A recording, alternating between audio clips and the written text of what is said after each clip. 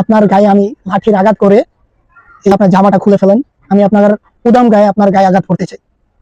রাসূল সাল্লাল্লাহু আলাইহি সাল্লামকে মোহরে নবুয়ত।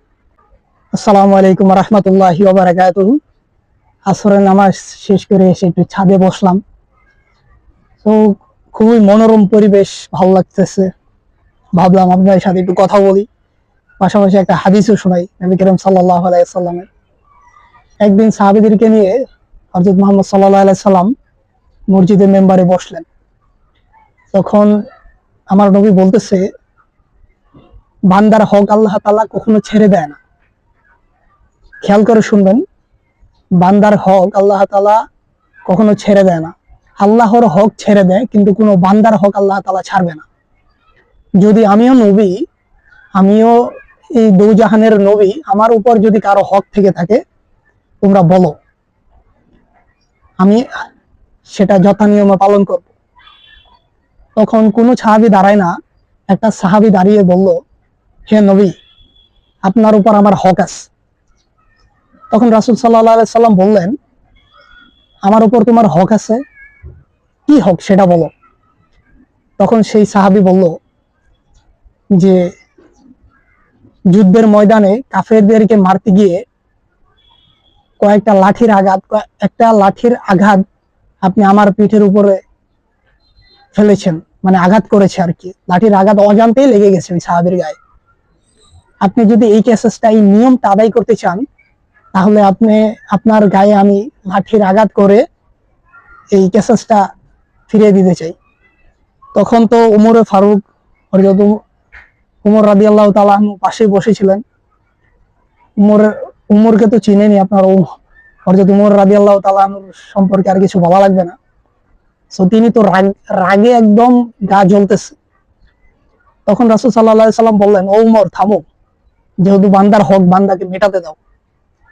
তখন সাহাবীটা বলল, না, নবী করিম সাল্লাল্লাহু আলাইহি সাল্লাম বলল যে, না, ওইদিকে আসো, আমাকে লাঠি দিয়ে আঘাত করে তোমার হক তুমি মিটিয়ে নাও। তখন সাহাবীটা বলল, তখন দুর্ভিক্ষের সময় ছিল, রাসূলুল্লাহ, তখন আমাদের কারো পিঠে জামা ছিল না। তখন আপনি যদি এই কেসটা আদায় করতে চান, তাহলে আপনার জামাটা খুলে ফেলেন, আমি আপনার উদাম গায়ে আপনার গায়ে আঘাত করতে চাই। তখন তো উমরে ফারুক আরো বেশি রাগ করে ফেললো।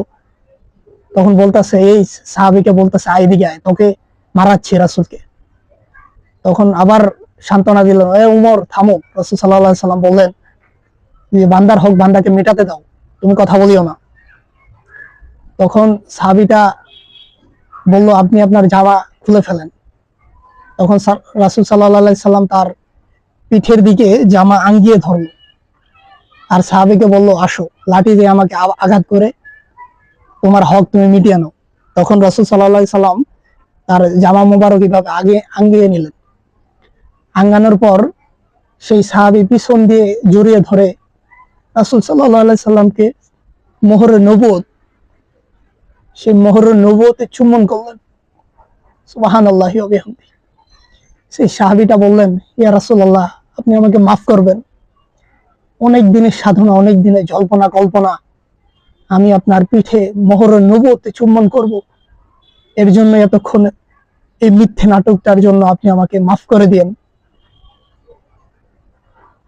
তিনি তো কেঁদে ভাসিয়ে ফেলল, আপনার মোহরে নবুয়তে চুম্বন করে আপনি আমার ঠোঁটটারে জাহান্নামের আগুন থেকে মুক্তি দিতে চাই, এর জন্য এত প্ল্যান প্রোগ্রাম করে নাটক করলাম। রাসূল সাল্লাল্লাহু আলাইহি সাল্লামের পিঠে বাম দিকে মোহরে নবুয়ত ছিল। কোন কোন হাদিসে বলা হয়েছে তিনি সেই মোহরে নবুয়ত থেকে দেখতে পেতেন পিছনে কি আছে। রাসূল সাল্লাল্লাহু আলাইহি সাল্লাম যখন কাতারে দাঁড়াতেন, ইমামতি করতেন আর কি, তখন পিছনে দেখতে পেতেন, সবাইকে বলতেন, তোমরা পায়ের গোড়ালি সোজা করো, কাঁধে কাঁধ লাগিয়ে কাতার সোজা করো। সুবহানাল্লাহ। দেখেন, ওই মোহরে নবুয়তে চুম্বন খাওয়ার কারণে এতগুলো সাহাবীর ভিড়ে রাসূল সাল্লাল্লাহু আলাইহি সাল্লামের সাথে কি বড় নাটক করেছেন।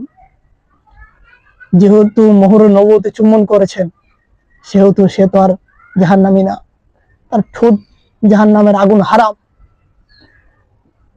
সেই হাদিসটা খুবই আমার কাছে শোনার পর আমি খুবই মন খারাপ, কাদা কাদা অবস্থা।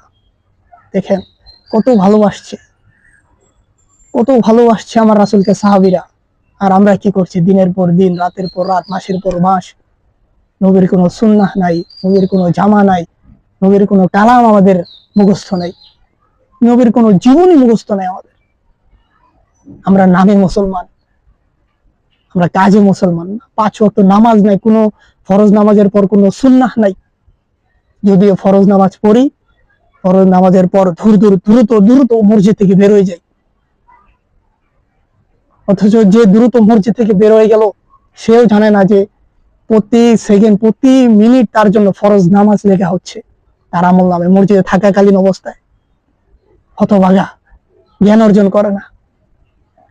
সেই ভিডিওটা এই পর্যন্তই। আশা করি ভালো লেগেছে আমার প্রিয় নবীর হাদিস।